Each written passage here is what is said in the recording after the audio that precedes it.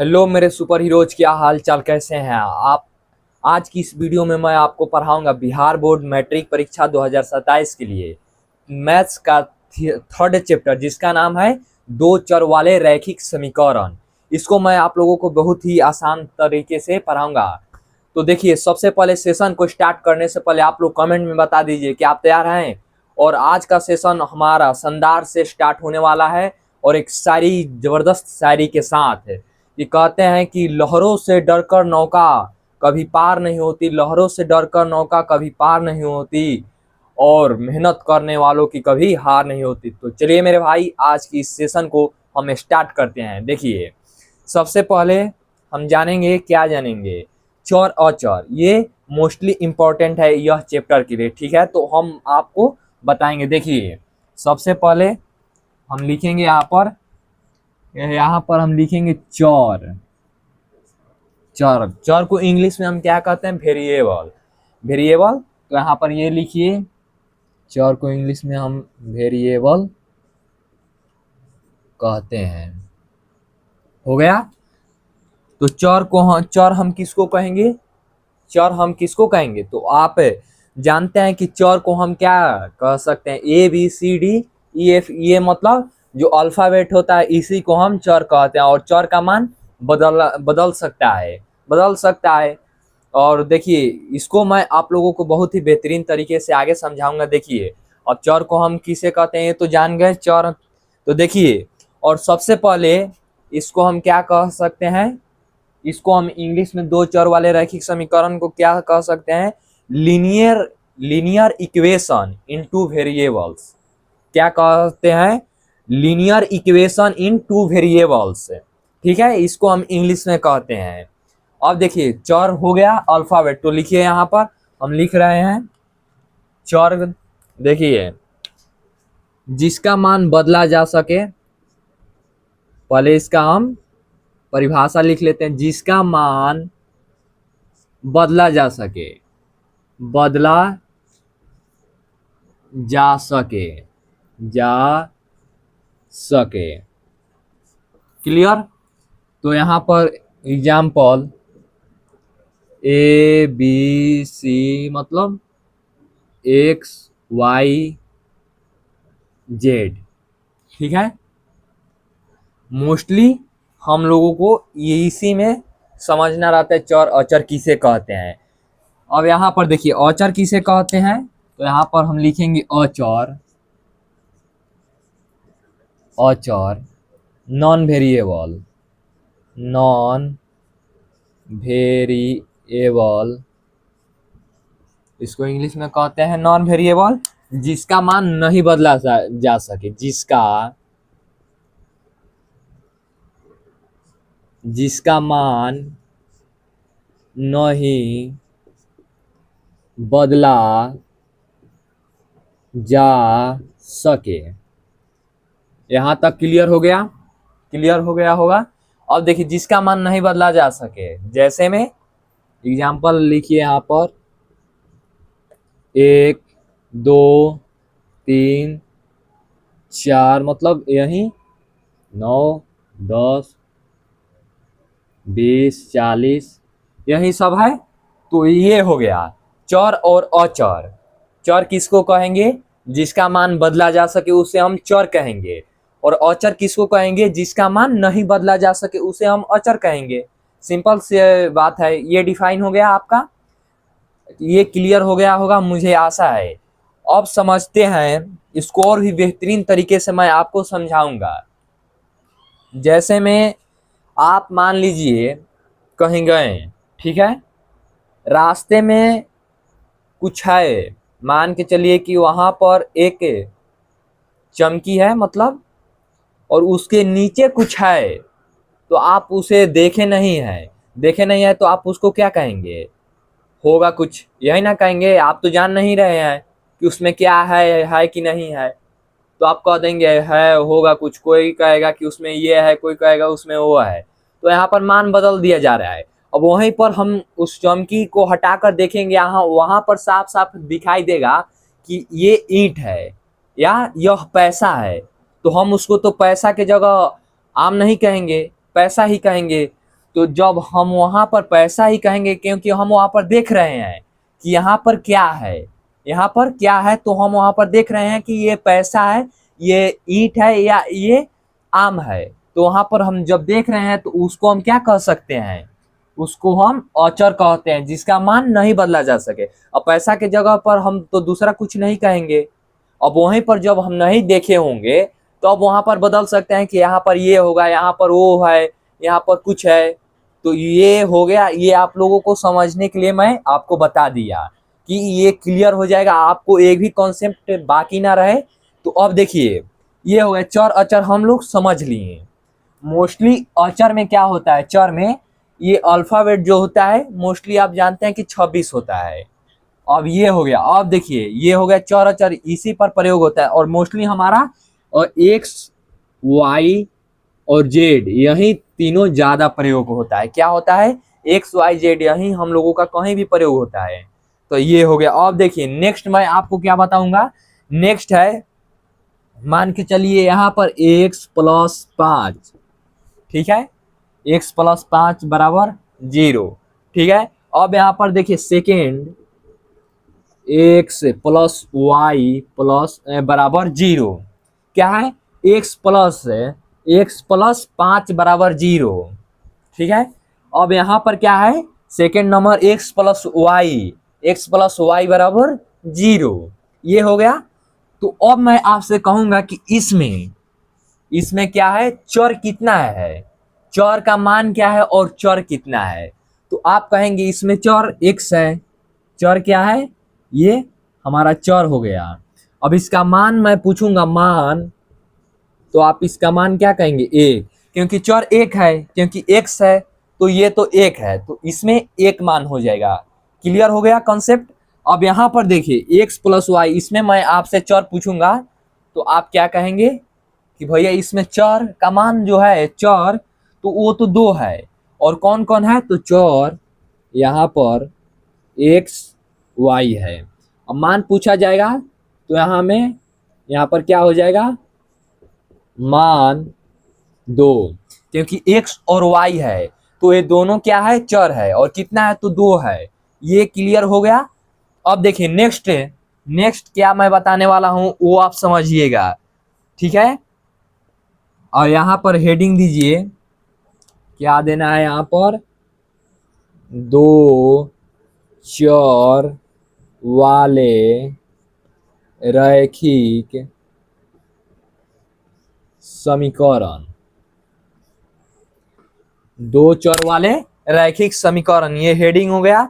अब यहाँ पर समझते हैं, इसमें घात, पावर, घात को इंग्लिश में क्या कहते हैं, पावर, इसका एक, ठीक है, घात जो होगा एक होगा। अब यहाँ पर देखिए व्यापक रूप, क्या हो जाएगा, व्यापक रूप, व्यापक रूप जिसको हम इंग्लिश में क्या कहेंगे, general form, general, general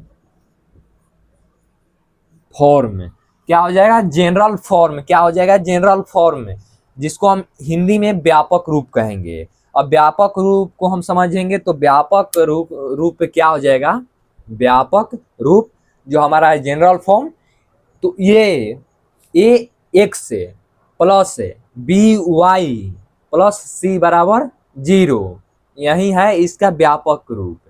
A X plus B Y plus C बराबर 0, तो लिखिए यहाँ पर A X plus B Y plus C बराबर 0, व्यापक रूप हो गया। क्या है, जनरल फॉर्म, इसको इंग्लिश में हम क्या कहेंगे, जनरल फॉर्म, ये हो गया। अब यहाँ पर देखिए इतना सारा कॉन्सेप्ट मैंने आप लोगों को बता दिया। अब नेक्स्ट कॉन्सेप्ट की बात की जाए तो नेक्स्ट कॉन्सेप्ट भी आपको मैं बताऊंगा। देखिए ध्यान से देखिएगा, यहाँ पर ये ए एक्स है तो मैं आपसे पूछूंगा कि एक्स का गुणांक कौन है, ये एक्स है तो इसका मैं पूछूंगा एक्स का गुणांक कौन है, तो आप लोग कमेंट में जरूर बताइएगा। देखिए एक्स का गुणांक, एक्स का गुणांक ए, x के गुना में कौन है a। अब यहीं पर y का पूछूंगा, y का गुणांक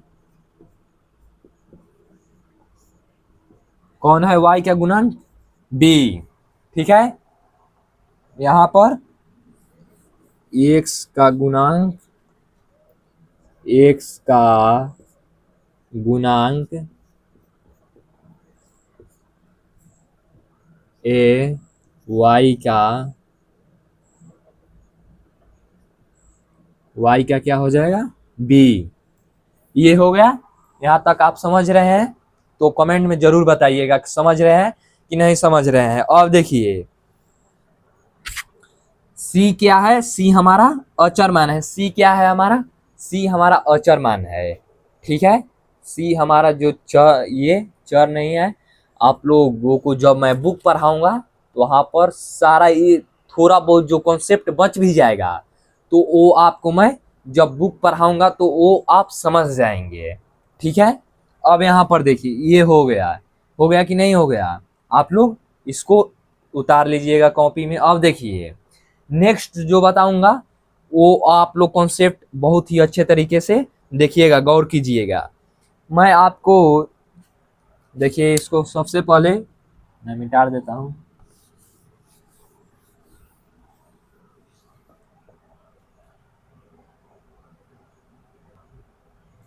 अब यहाँ पर देखिए आप लोगों के लिए मैं एक उदाहरण के लिए लेकर आया हूं एक प्रश्न, इसको आप लोग ध्यान से देखिएगा। देखिए सबसे पहले क्वेश्चन है 2 kg आलू और 5 kg चावल का मूल्य 250 रुपया। कितना है 250 रुपया। क्या करें, 2 kg आलू और 5 kg चावल का मूल्य 250 रुपया है। ठीक है, मान गए हम, ठीक है 250 रुपया है। अब क्या है कि माना, हमें मानना है, माना क्या माना, 1 kg आलू, सबसे पहले आलू है, यहाँ पर सबसे पहले आलू है तो हम आलू को ही लिखेंगे, ये नहीं कि 1 kg चावल। जो पहले दिया रहता है उसे ही हम पहले लिखते हैं। तो यहाँ पर देखिए 1 kg आलू का मूल्य, आलू का मूल्य 100 रुपये। ठीक है, और 1 kg चावल का मूल्य y रुपए। ठीक है, मान लिए हम, मान लिए कि 100 रुपये 1 kg आलू का दाम हो गया, y रुपए चावल का दाम हो गया। कितना का, 1 kg का। अब देखिए प्रश्नानुसार हमको क्या लिखना है, प्रश्नानुसार, प्रश्नानुसार, प्रश्नानुसार, प्रश्नानुसार हमको क्या लिखना है। देखिए यहीं पर आप लोग समझिएगा, प्रश्नानुसार x गुना कितना हो जाएगा 2। ठीक है, अब यहाँ पर देखिए x गुना 2 ये हो गया। अब यहाँ पर क्या करना है, एक y गुना 5, x गुना 2 और y गुना 5। अब देखिए यहाँ पर क्या हो जाएगा, x गुना और y गुना 5। तो इसको हम सबसे पहले क्या करेंगे, यहीं पर आप लोग समझिएगा कि हम यहाँ पर इसको क्या करेंगे। तो ये जो दोनों है इसको हम क्या करेंगे, तो देखिए सबसे पहले ये क्या हो जाएगा प्लस, इसको यहाँ पर भी हम कर सकते हैं गुना 5 बराबर 250 रुपया। क्लियर, क्लियर हो गया यहाँ पर आपको।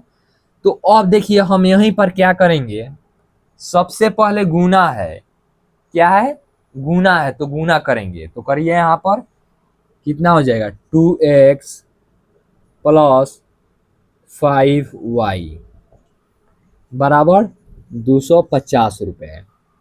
क्या है 2x प्लस 5y बराबर 250 रुपये।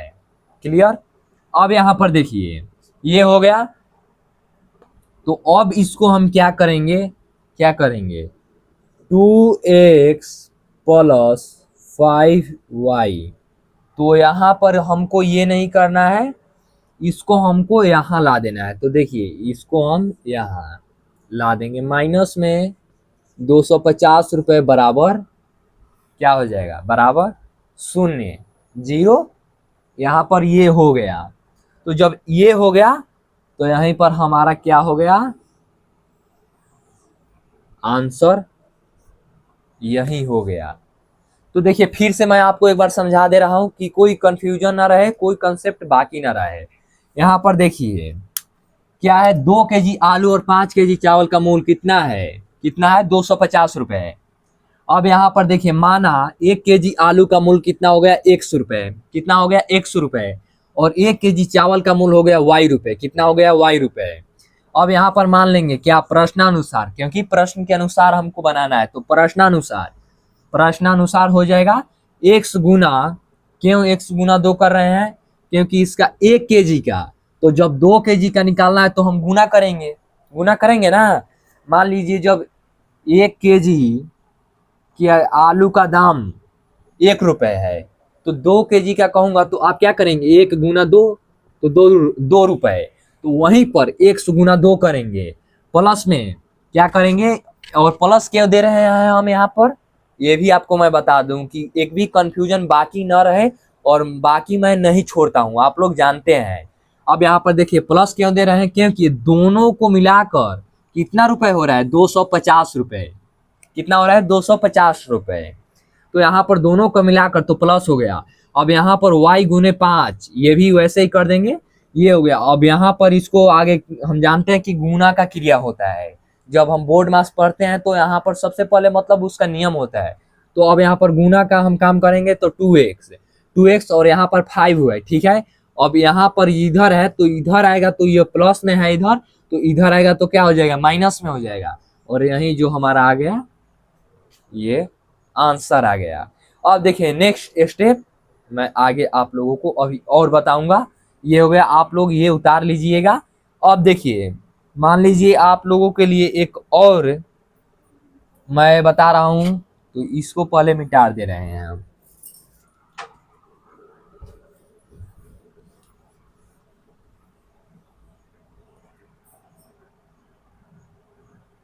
अब यहाँ पर देखिए दो संख्याओं का योग 35 एवं अंतर 15 है, कितना है, दो संख्याओं का योग 35 एवं अंतर 15 है।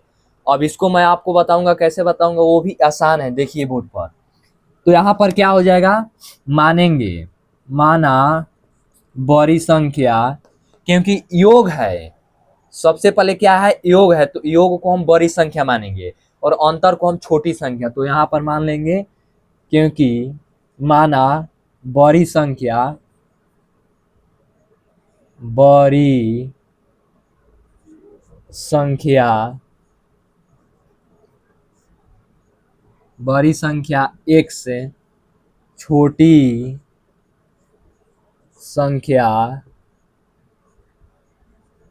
y, ये हो गया। और प्रश्नानुसार क्या करेंगे, प्रश्नानुसार,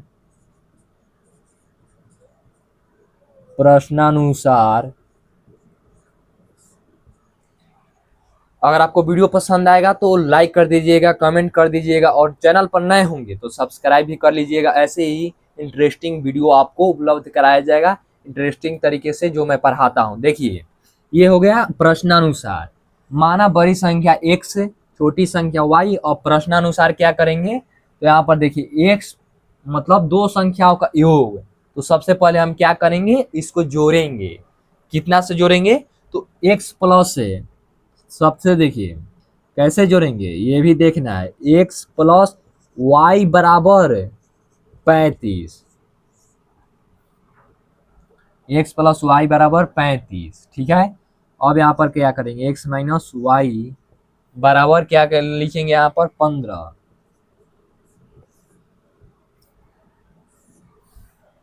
बस इतना पे ही अभी आप लोग छोड़ दीजिए, हो गया, मतलब हो गया ये। अब यहाँ पर ये भी आंसर आ गया हमारा, डन।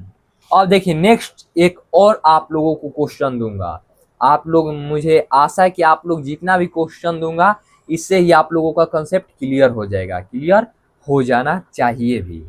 अब यहाँ पर देखिए इसको भी हटा दीजिए।